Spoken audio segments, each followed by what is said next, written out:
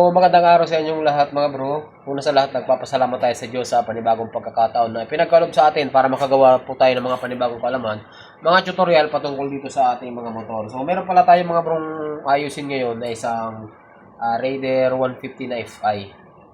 So, ang problema nito mga bro ay medyo malamya na, tapos may kumakalansing yata sa may head. So, bali ang gagawin natin mga bro, magpapalit tayo ng clutch. Sakto, marami kasi yung nag-request nito. Kasi mga bro, halos lahat ng motor, meron na po tayo tutorial. Pero, wala pala tayong mga bro, dito sa Raider 5 pala, wala pala tayong tutorial kung paano magpalit ng clutch lining.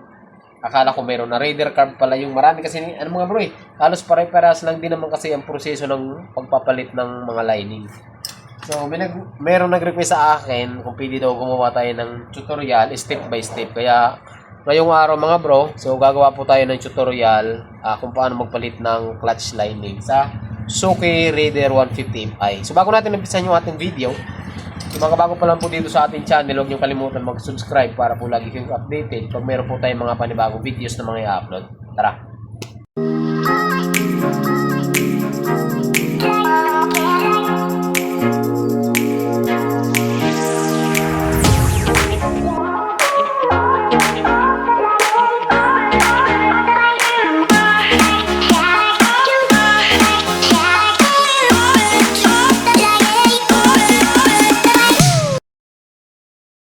Ito mga bro, yung clutch lining natin, so Infinix po yan, Swift, Swift Z o Zip to Infinix. So dala na po ito ng tropa natin kasi nakilala man natin yung may-ari ng motor na ito mga bro. So mayroon siyang clutch lining, tapos meron na siyang spring, tapos meron na siyang gasket, side gasket. Ayan, may side gasket na po siya. Tapos syempre papalit tayo ng filter at yung X-Star na Suzuki mga bro. Ito yung langis na gagamitin natin. So, umpisa natin. Kung mapapansin nyo pala mga bro, bali tinanggal ko na yung side fairings dito. So, kapag ka magpapalit kasi ng lining, kailangan mga bro, talagang tatanggalin nyo yung dito, sa side na to. Para ma-expose sa inyo yung mismong pinaka-makina niya. Tapos, mas maigi kapag ka nagpalit kayo mga bro, wag yung mainit na mainit. Halimbawa, galing sa takbo, palamigin nyo muna. Para hindi naman masira, malustred yung ating mga bolt. Tapos, kuha kayo ng lagayan ng coolant. Pero kung papalit kayo ng coolant na bago, much better po yun. Wala naman binigay yung may-ari na coolant, kaya sasahurin natin yung coolant. Tapos, umpisahan na natin mga bro. So, unang-unang tatanggalin natin dyan, ay ito. Tanggalin muna natin yung coolant nya. So, sa pagtatanggal ng coolant, ito yung ating pump. So, water pump. So, tanggalin nyo itong ilalim. Kasi 4 na bolt lang yan. Ito nga bro, 4 na bolt to. Ayan o. 1, 2, 3, 4, 5 pala. Sorry. Yung pinakailalim, ito. Nandito yung drain yan. Yan. Ayan o. Kunin natin kasi mamaya, babalik natin to. Wala namang binigay na kulang. Tanggalin natin to. Itong isa na ito mga bro, ito yung may washer. Ayun, ay nahulog pa. Ayan. Ngayon, ba't walang lumalabas? Kasi, sarado pa yung ano natin. Tanggalin natin tong ayan o. Tanggalin nyo yung takip ng radiator. Lalabas yan. Ayan o. Di ba? Lumabas na. Ngayon, dito, meron kayong kasi kapag hindi nyo tinanggal to, possible na maubos, pwede nyo hugutin to mga bro, tapos lagyan nyo lang ng Phillips screw yung ating reserve para hindi na siya bumaba dito lahat. Yun lang yung gagawin natin dyan.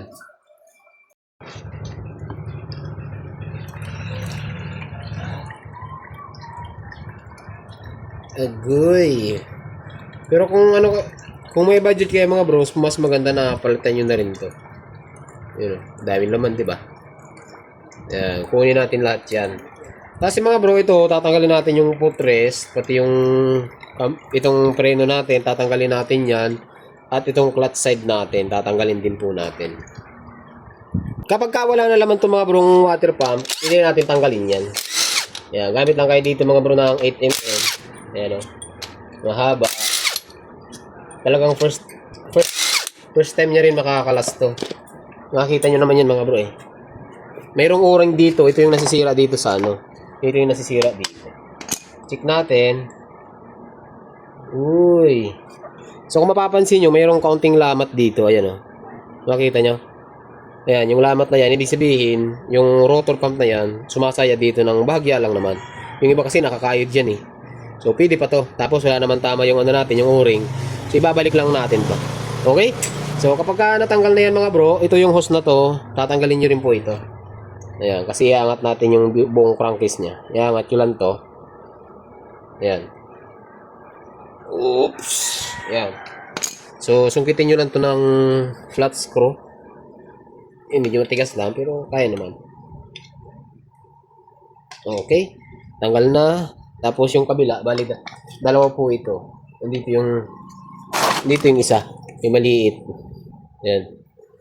So, madali lang din naman ito mga bro. Yung ganito mga bro, madali lang po ito. Sa totoo lang. Kahit hindi nyo na ipagawa sa mekaniko to, kaya nyo to. Ayan o. Yeah. Tigas ha. Yeah, sungkitin nyo lang dahan-dahan. Yan. Okay, tanggal na. Ito po yung sinasabi kong hose. Tatanggalin nyo yan. Gamit kayo ng 12mm dito.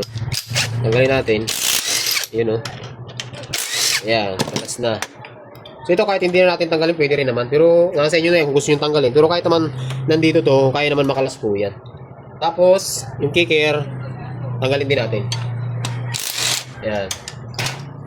Okay. Ay, tigas. Yun. Alas na, di ba? Alright, so dito mga bro sa uri natin, yung clutch, tanggalin din natin yung cable niyan. Ayan. Okay, ganun lang. Kahit naman hindi nyo na mga bro tanggalin yung clutch arm. Kahit hindi nyo na tanggalin yung clutch arm, okay lang po yun. Kahit ganito, dito nyo na lang siya idaan.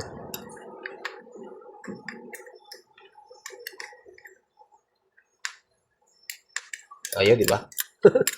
Ayun yung diwag. Ganyan na lang siya. Ayan. Okay. Tapos, tanggalin natin yung 8mm sa gilid lahat.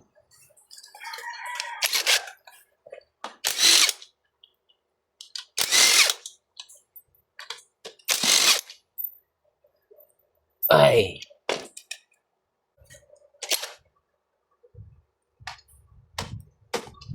Ayan, itong ano po ah. Ayan, pumasok.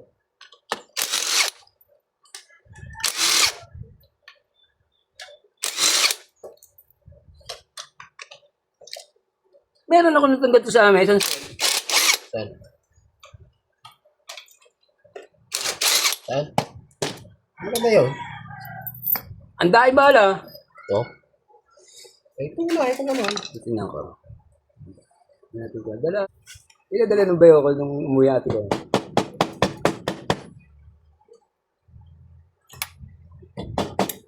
Yan.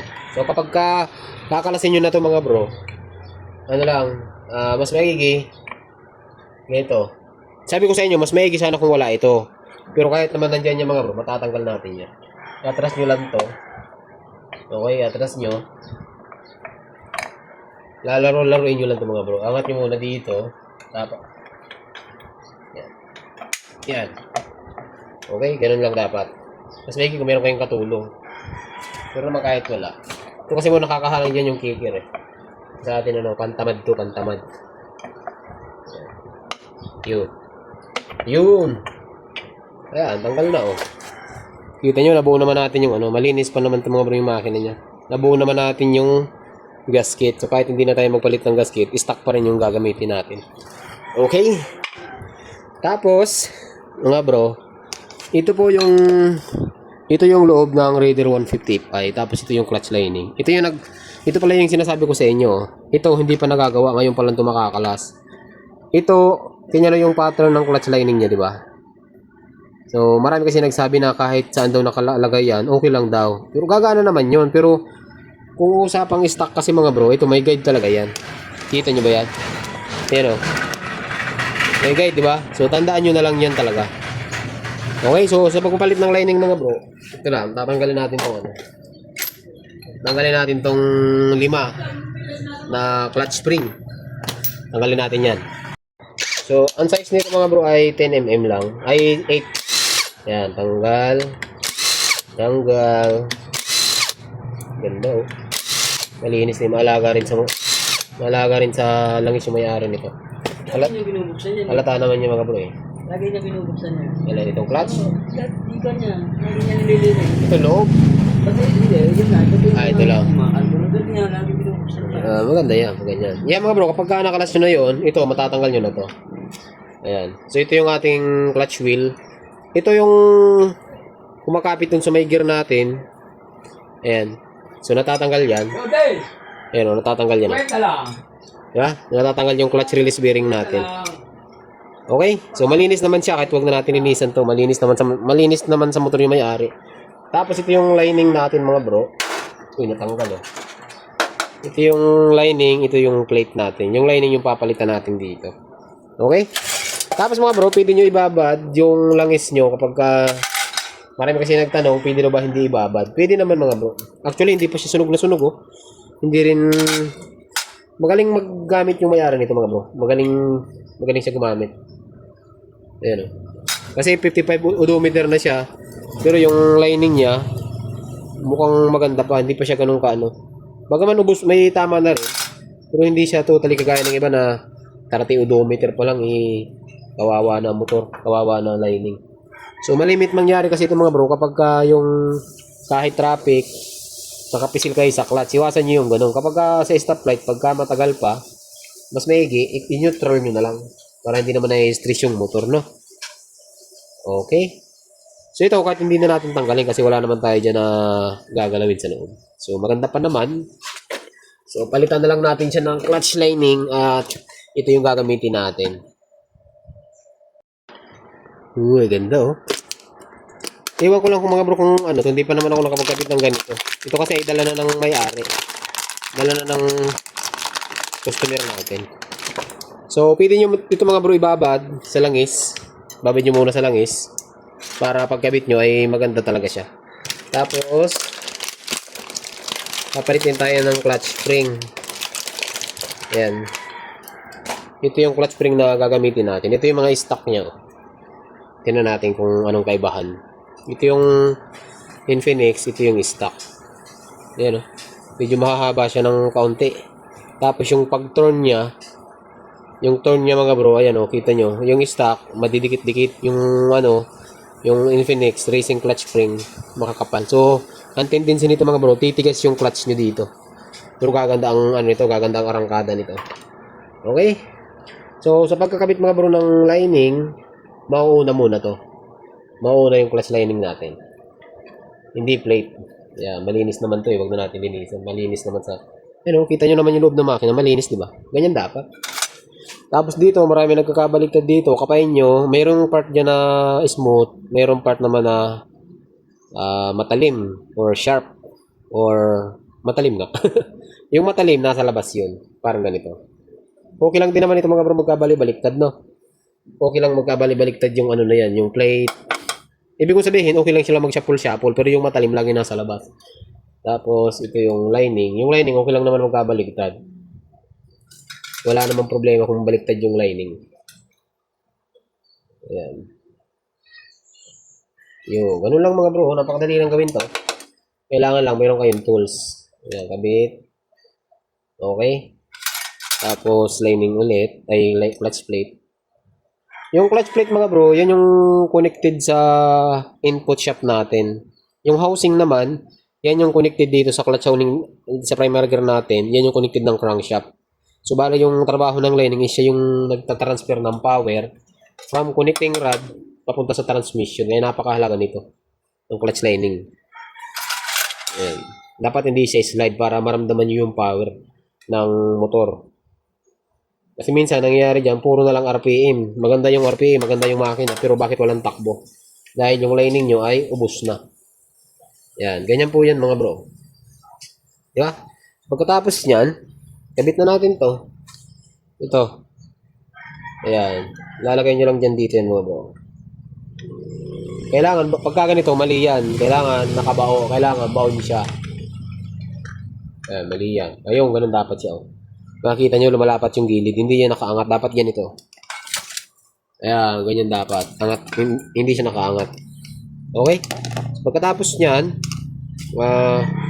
lagyan na natin yung clutch spring.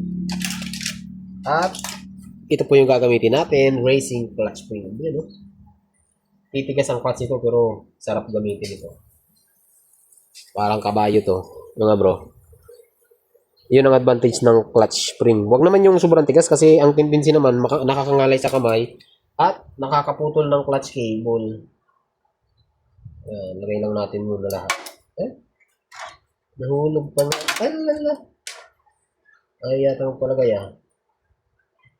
Ayan, kabit lang natin dyan. Oh.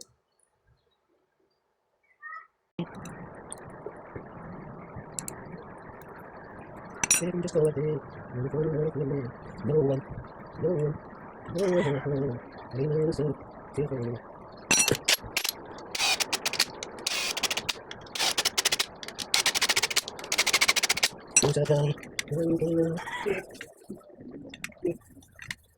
Yan mga bro, so bali nakabit na natin yung ano. Ayan o.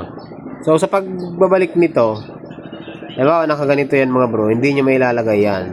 Pagka ganito, hindi rin yan. Dapat nandito yan sa may left side. Yan, kasi dito tumatama yan o. Ayan o. Kita nyo yung mga gipi na yan. Diyan talaga nakatama yan. Kaya kung halimbawa, binalik nyo yung crankcase. Tapos yung position nito ay nakaganito. Ayan, hindi nyo siya matatakpan. Lagi siya nakaawang. Kaya kapag magbabalik kayo nito mga bro, ito ay dapat nakaganito siya. Nasa may left side. Parte dito. Ganon dapat ang posisyon niya. Hindi siya pwedeng nakaganon. Hindi siya pwedeng nakaganito. Hindi rin siya pwedeng nakaganito. Ayan, dapat ay ganito lang.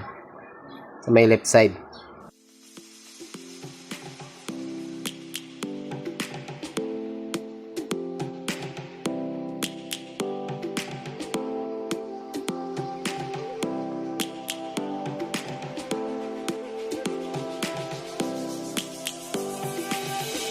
Lions roaring in the morning sun, searching for a longer day.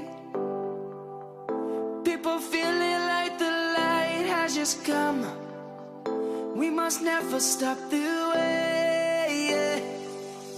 Birds chirping and I hear my name, grasping into life.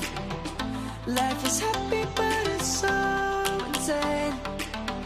We must merely make a start. Savannah, I'm coming home. Savannah, we'll never be alone. Savannah, the beauty of the world. Savannah, let's all take a ride. Savannah.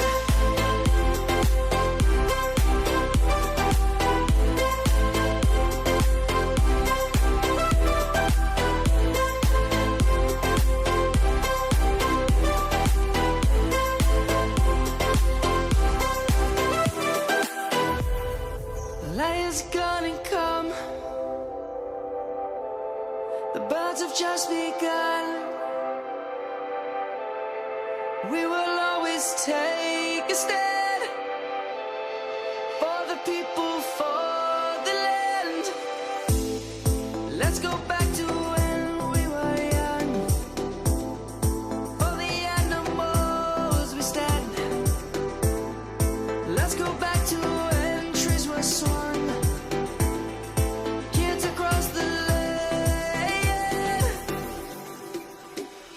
Savannah, I'm coming home. Savannah, we'll never be alone. Savannah, the beauty of the world. Savannah, let's all take a ride. Savannah. So bali buo na natin. Pagpasensya nyo na mga bro, di na ako kumuha ng tutorial kung paano ibalik. Napaka basic na lang din namang. Tandaan nyo na lang kung paano nyo siya kinalas. ganun lang yung pagbabalik. So magre-reset pa pala tayo ng tensioner, pero hindi ko na ipapakita sa inyo. Start. Ayan. Kumanda na naman siya mga bro. Ayan. Ayos. Matino naman yung kanyang andar. Naka-ano lang tayo, naka-open throttle body. Pero i-reset natin yung kanyang tensioner. So, ganun lang mga bro, kasimple yung pagpapalit ng clutch lining tsaka clutch spring. Napakadali lang po, ano, kahit hindi nyo nadalhin sa shop, kayang-kaya nyo na pong gawin niya. So, hanggang dito lang yung video natin. Magandang araw sa inyong lahat at ride safe pa palagi.